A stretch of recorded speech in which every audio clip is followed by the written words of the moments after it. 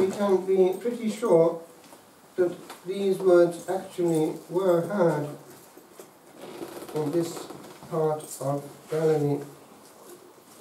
Nazareth, can any good come from that place? We have here something so close to reality that it actually almost sounds quaint, homely, and modern. We remember that Cana, from where he was, wasn't that far from Nazareth. In France, they would call this kind of thing les guerres de clochers, wars between belfries. We are puzzled to find that only one word changed the orientation of this man forever. Sometimes it can actually lift the veil slightly if one looks into the intuitions given to, for instance, a mystic like Blessed Anne Catherine Emmerich, who saw this scene in vision. And what she saw was this. This young man was sitting under a fig tree. He was having thoughts, because there was, not far away before him, a Jewish dance going on, and his mind was filled with thoughts. And the Lord, with, as it were, a twinkle in his eye, was saying, with regard to what he knew that he was thinking, but he wasn't revealing it before other people, I saw you under the fig tree. He obviously blushed inside. It's rather similar to what Catherine of Siena did when she went to see Pope Gregory in Avignon. She confronted him with something from his past that only he and God knew. It worked immediately. So we have this statement which is both theologically correct and humanly warm. Son of God and King of Israel. We have him then in that band after the resurrection who go back with Peter and Andrew, James and John, depressed, fishing, back to their comfort zone. And there, of course, it starts again. And the Lord gives them to understand that they will be fishing men. And that is what happened. We notice the distance involved in these places allotted to them. Part of India, like Thomas, and then Armenia, where, as I say, he was flayed alive to make his martyrdom that bit more painful. And by the way, if you look at the Last Judgment in the Sistine Chapel, you can see him there in glory holding his own skin in his hand, and the face is in the skin. It's the face of Michelangelo.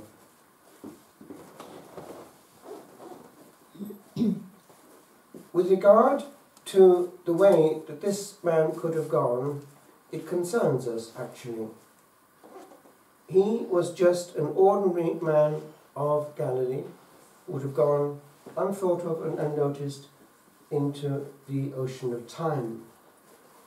As it happens, his remains are there in the heart of the church, very close to the Vatican, in this island of St. Bartholomew in the Tiber, venerated to this day.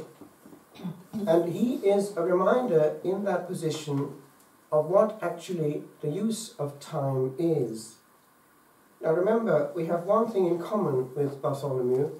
It's the fact that we too are here only for an innings. His, as a result of this resonant yes, ended in the maximum. One of the others didn't.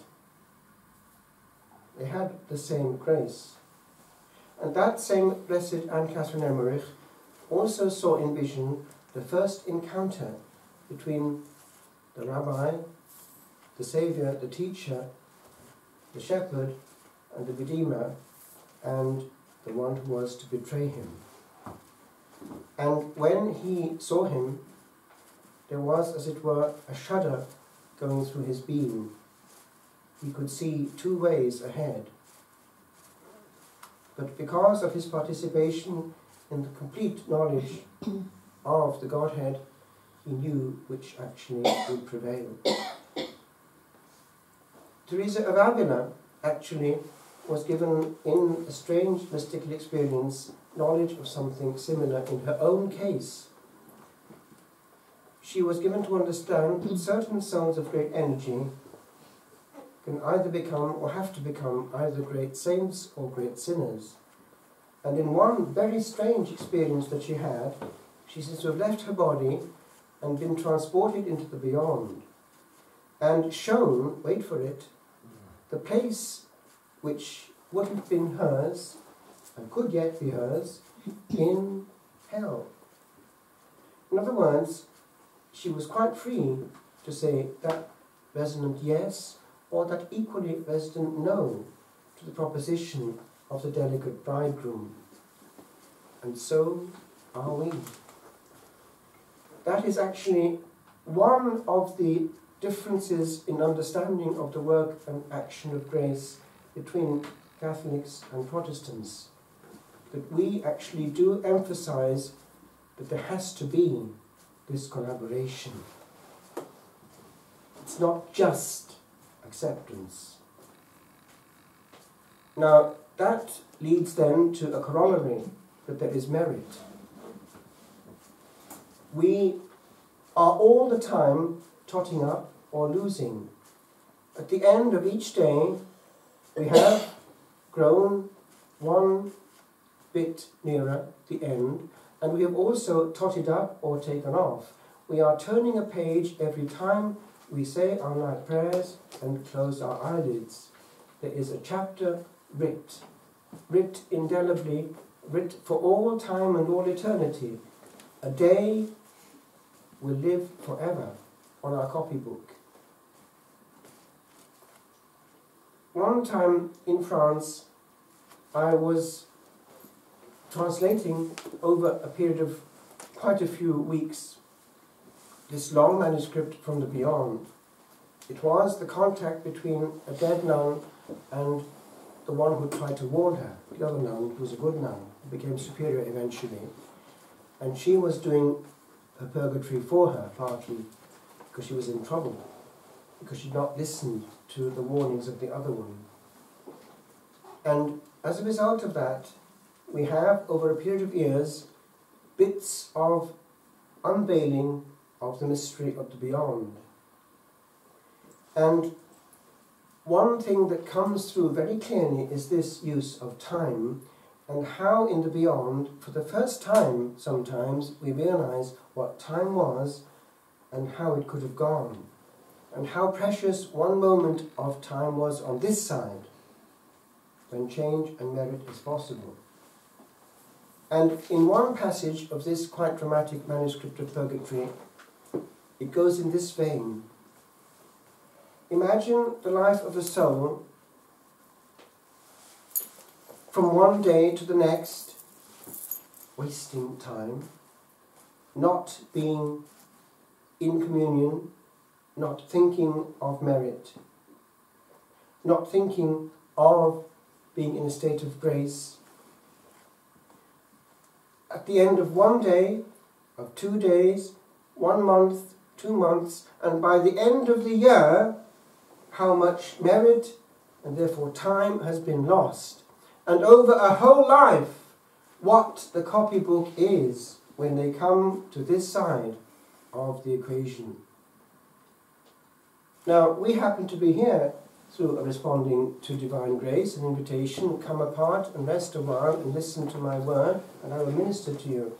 We're in some way relaxing in an unhurried celebration, which is not actually happening much in Ireland, even on a Sunday, because our celebrations do not favour that. They are too hurried and too humanly orientated. God is not actually centre stage or centre attention in much of our celebration. So do you see how interesting that is for old Nick? If that one point is not really 100% the point of encounter, we're in trouble. nation I mean, but massively God is not able to have that chance to minister as he needs to minister in unhurried calm, in which the soul is totally attentive. But I want to make a leap. It's this. That was written at the end of the 1800s, beginning of 1900s.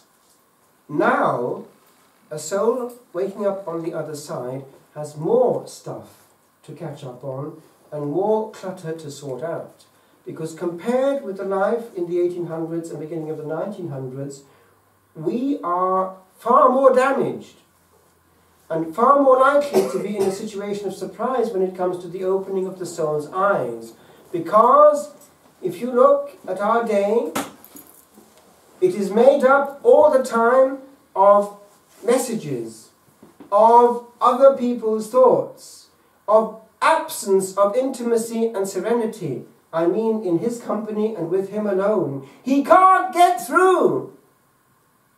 And that's the situation of the whole of Western society. He can't get through. So I want to leave that with you, my friends, because the saints, Bartholomew, Catherine of Siena, Teresa of Avila, and those that we know and love, as it were, have made it safely to the other side with yes, yes, yes, yes behind them. We are not yet there. We have a quarter, a half, 3/4 of our life yet to live. And for some of our friends, maybe it's not that long. This Mass is being offered now for Teresa. We don't know what's going to happen there. I was with Pat Cullen the other day, who's so faithful to us, and we often use his altar cloths, the chalice things.